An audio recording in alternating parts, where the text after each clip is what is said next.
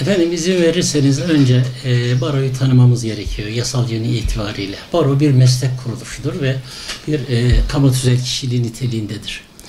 Anayasamızın 135. maddesi meslek mensuplarının tüzel kişiliklerini veya mensup olduğu kurumların tüzel kişiliklerini anlatıyor. Orada bir kuruluş amacından bahsediyor.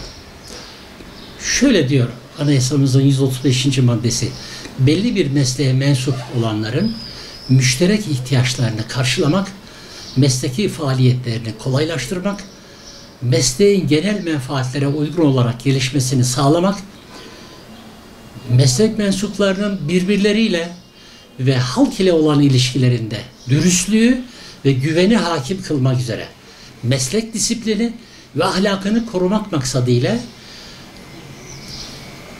kanunla kurulan ve organları üyeleri tarafından kanuna gösterilen kamu tüzel kişilikleridir diyor.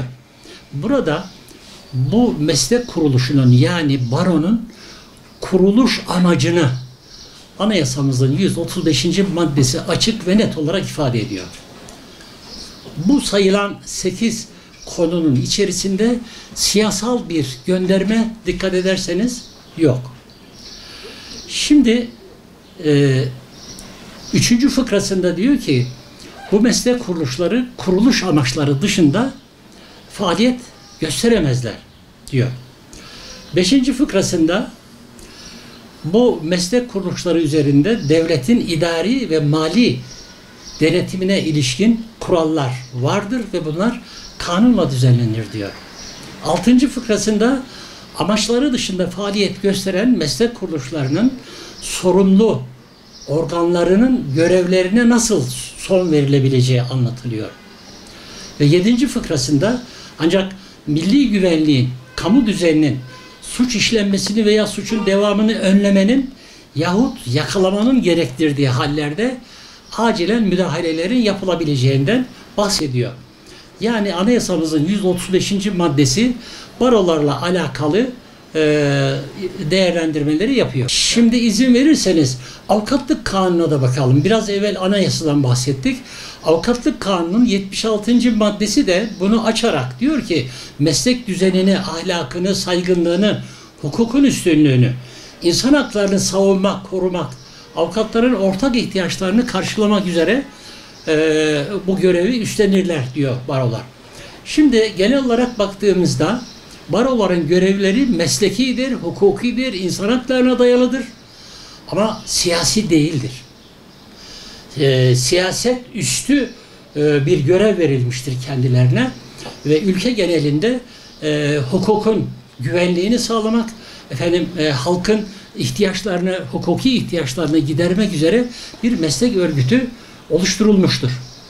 Bu ihtiyaç nereden doğdu diye düşünecek olursak, şimdi tabii mesleğin dışında bulunanlar bilmezler. Uzunca yıllardan bu tarafa baro seçimlerinde, her yerde olduğu gibi baro seçimlerinde de siyasal atraksiyonlar etkili oluyor. Siyasal gruplar faaliyetlerini belli siyasal değerlendirmelere göre yapıp ona göre bir takım çalışmalardan sonra kazanabiliyorlar. Genel itibariyle barolarda tabii biz böyle bir ayrımı meslek sahibi olarak sevmiyoruz, istemiyoruz ama barolarda uzunca bir müddetten beri, hatta 1960 yılında Burhan Apaydın'ın devrik iktidarı savunmayla alakalı talepleri karşısında sizi barodan atarız demişlerdi. Yani Demokrat Partisi mensuplarını müdafaa edenlerin baroya alınmayacağını söylemişlerdi. Barodan atılacağını söylemişlerdi. Böyle bir siyasal tarafkirlik içerisinde hakkın, adaletin tecellisinin dışında belli bir ideolojik ve siyasal çalışmayı hep öteden beri yapıp geldiler. 1980 ihtilalinde gördük. 80 ihtilalden önceki dönemlerde gördük. Baro bugünkü yapılanması itibariyle sağ sol diye organize edilen anlayış içerisinde sol kesimin hakim olduğu ve sağ tandanslı insanlara fırsat verilmeyen ve zaman zaman bir takım sıkıntılarla karşılaşılan bir yönetime sahipti. Peki. Bu ihtiyaç hissettirdi. Yani baro yönetiminde bulunan insanlar kendilerine yakın siyasal partilerin ve ideolojik düşüncelerin sürekli programlarına katıldı. Sürekli onların müdafalarını yaptı. Sürekli onların siyasal organizasyonlarında aktif olarak görev almak suretiyle tarafgirliklerini ortaya koydular ve karşı tarafı rencide edici tutum ve tavırlar takındılar. Bu da karşı tarafın bir çözüm arayışına gitmelerine sebep oldu. Şimdi yani ben avukatlık yapmam için bir baroya kaydolmak zorundayım avukatlık kanununa göre. Baroya kaydolmadan avukatlık yapamıyorum ve ruhsatı baro veriyor. Benim kafa yapma uygun olmayan bir baro yahut da beni dışlayan inanç, ahlaki değerlerim itibariyle beni yönetim kurulu olarak dışlıyorsa ya da bir takım faaliyetleri sebebiyle beni rencide edici, rahatsız edici tavırlar sergiliyorsa ve bunda da ısrar ediyorsa benim böyle bir baronun bünyesinde üye olarak kalmamın beni rencide ettiği, rahatsız ettiği herhalde herkes tarafından kabul edilir. Ben böyle bir baroya mahkum olmamalıyım. Yani demokrasiye biz inanıyorsak ben de bir meslek mensubu olarak kendi fikriyatıma uygun genel kurallar içerisinde anayasanın demin yukarıda bahsettiğimiz 135. maddesi ve avukatlık kanunu özellikle 36-76. maddesi ve diğer maddelerine göre kendi görevimi, mesleki faaliyetimi özgür bir biçimde, demokratik kurallara riayet ölçüleri içerisinde özgün bir biçimde yapabiliyorsam, yapabilecek isem o zaman benim baromun da benim önümü bir takım sebeplerle kesmemesi ve bir takım siyasal dayatmalar içinde bulunmaması gerekiyor. Eğer bu baro siyasal dayatmalarda bulunur da benim önümü keserse ben de başka türlü bir faaliyete geçme ihtiyacı hissederim. Ne olur bu? Karşılıklı kavgalar, dövüşler, siyasal atraksiyonlar. Bu bize yakışmıyor. Zaman zaman seçim sırasında yapıyorlar ama yakışmıyor. Onun için barolara kayıtlı bulunan avukatların çoğunluğu zaten seçimlere de katılmıyor. Bu rahatsızlıkları bildiği için belli bir grup, azınlık grup geliyor. Bir takım organizasyonlardan sonra baro hakimiyetini sağlayıp faaliyetlerine devam ediyorlar. Şimdi bunlardan rahatsız olan insanların bir alternatif, demokratik kurallara göre bir alternatif baro sistemine geçmelerinde bir ihtiyaç, bir zaruret var.